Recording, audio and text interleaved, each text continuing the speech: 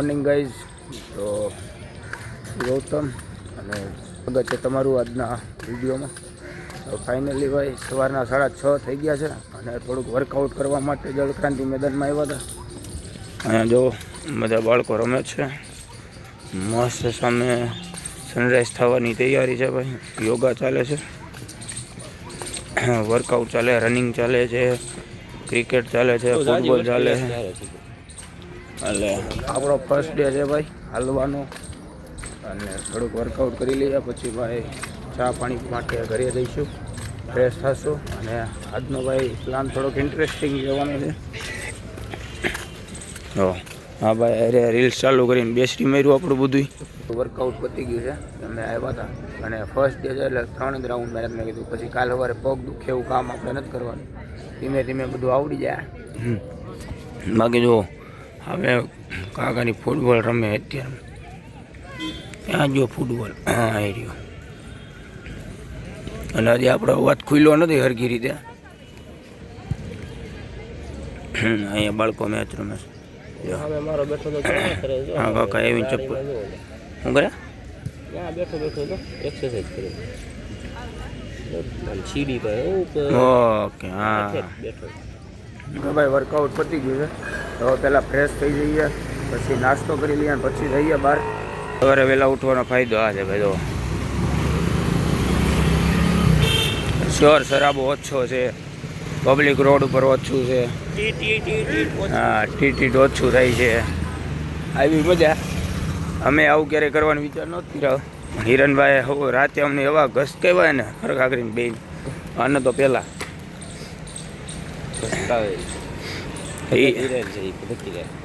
સંત શ્રી હિરણદાસ. હા એમ. બાકી આ ગાર્ડનમાં ચાલવા ગયા હતા.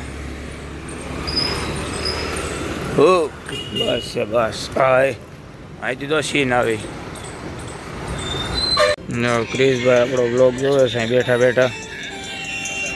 હજી કાલે વાળો જોવે છે. આજ વાળો અપલોડ થઈ ગયો પણ હજી જોયો નથી. આ કાલનો જોવે છે હજી તો સ્ટાર્ટિંગ એટલે બાકી જોઈ નથી ને. ઓકે સરસ, જોવા મને હાલો. હજી આ જોવે પછી આની પછી આજનો જોવે. રખડતા રખડતા થાકી ગયા હતા અને રસ પીવા માટે ઉભા રહ્યા હતા. કાકા મસ્ત રસ કાઢે છે. અને આ અમારા આપણા મિત્ર છે અહીંયા સ્મિતભાઈ જકાતના ઘરે છે, એને ફોન કરે છે. બાકી રેપિડોમાં 2 ઓર્ડર લીધા. અત્યારે લગી રેપિડોમાં 2 ઓર્ડર લીધા. આપણે બે વસ્તુ દેવા જવાના હતા. 107 રૂપિયા કમાણા છે અત્યારે લગીના. હા ફોન ઉપાડી લીધો.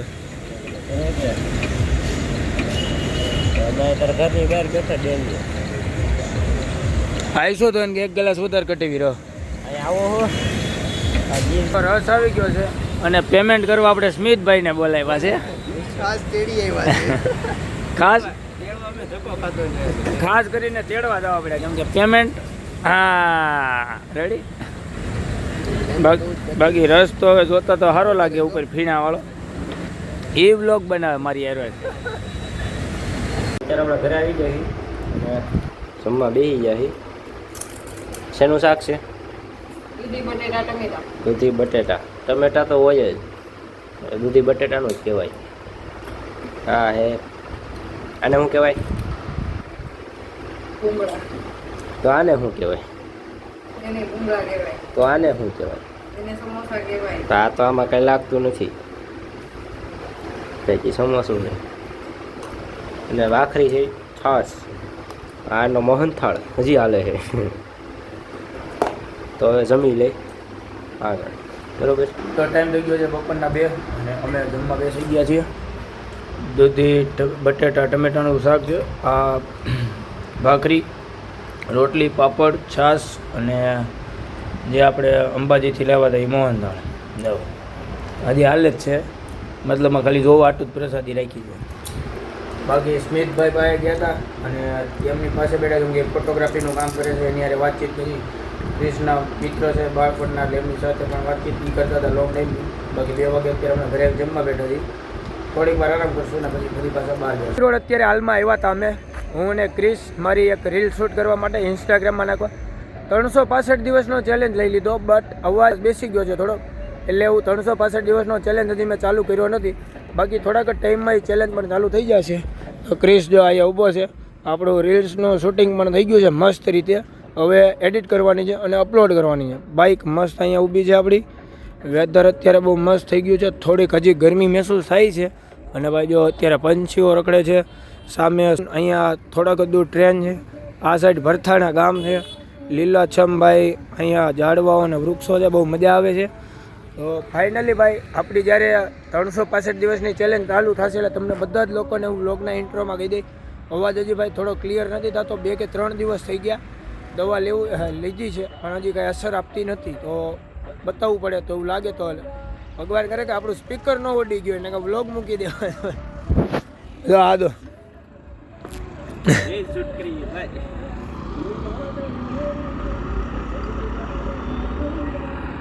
તો ભાઈ અત્યારે ક્રિસ મારી હારે છે રેડી. આપણે 365 દિવસનો ચેલેન્જ લીધો, થોડુંક એની વિશે જાણું કે ભાઈ શું કરવું જોઈએ અને રેન્ડમ લોકો સાથે મળવું હોય એની હારે કનેક્ટિવિટી કરવી તો કઈ રીતનું કરી શકીએ.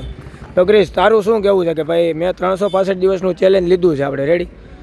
આઈ હોપ કે એમાં કોઈ પ્રોબ્લેમ નહીં આવે. થોડુંક ડિફિકલ્ટ રહેશે, ચેલેન્જ ભર્યું રહેશે, પણ આપણે કરવાનું તો છે જ. એમાં શું કરવું જોઈએ જેનાથી આપણે કનેક્ટિવિટી વધારી શકીએ, રેન્ડમ લોકોને મળી શકીએ, શું કરવું જોઈએ તારા હિસાબે? તને ખબર જ છે કે બ્લિંકિટ ને રેપિડોમાં આપણે કામ કરેલું જ છે અગાઉ રેડી. અત્યારે રેન્ડમ લોકોને મળવું હોય તો એના વિડીયો ભાઈ બહુ ઉપડે જ છે યુટ્યુબમાં. પછી જે આપણે કોન્ટેક્ટ ગોતવો પડે કે ગમે અહીંયા જતા હોય તો કોન્ટેક્ટ મળી જાય તો રીલ કરી લેવાની. પછી એ 365 દિવસના ચેલેન્જમાં મુકાઈ જાય આપણે રીલ્સ. એટલે પછી તમારે રેન્ડમ વ્યક્તિને મળવું હોય તો એનો શું કહેવાય કે જે કોન્ટેક્ટ છે કે આ તે છે, તમે એને મળો તો તમને થોડુંક આમ એક્સપિરિયન્સ આવે. બ્લોગ બનાવવાનો છે કે પછી ધંધા રિલેટેડ છે એ રીતના તમે મળો તો તમને આમ, અને તમે જેટલું રખડશો એટલું વધારે તમને મજા આવશે અને તમને અનુભવ મળશે એમ. અને તરસ લાગી હતી કે અમને ગળું મુકાઈ જાય એટલે દુખવા મળે. અને આપણી ફેવરિટ બાઇક કઈ પીડી છે તો હિમાલયન ભાઈ 411 cc પહેલાં આવતી, હવે 450 cc આવે છે. 65 નહીં 450, 450 એ આ નથી આવતી. ફાઇનલી ભાઈ જમવાનો ટાઈમ થઈ ગયો છે. ભીંડાનું શાક, સેવ ટમેટાનું શાક, હજી એક ભીંડાનું શાક, 3 વેરાયટીમાં શાક બીના છે. પાપડ, છાશ, અહીંયા ચોળે છે, આમાં રોટલી છે. ફાઇનલી ભાઈ તો સુવાનો ટાઈમ થઈ ગયો છે. આઈ હોપ કે તમને બધા લોકોને આજના વ્લોગમાં મજા આવી તો લાઈક કરજો, શેર કરજો અને કોમેન્ટ કરજો. બાકી આઈ હોપ કે તમને વ્લોગ મારા પસંદ આવતા હશે અને તમે મારી ચેનલ પર નવા છો તો સબસ્ક્રાઈબ કરી લેજો. તો ચાલો ફરી કાલે મળશું નવા વ્લોગમાં. જય શ્રી કૃષ્ણ, જય માતાજી, ગુડ નાઇટ.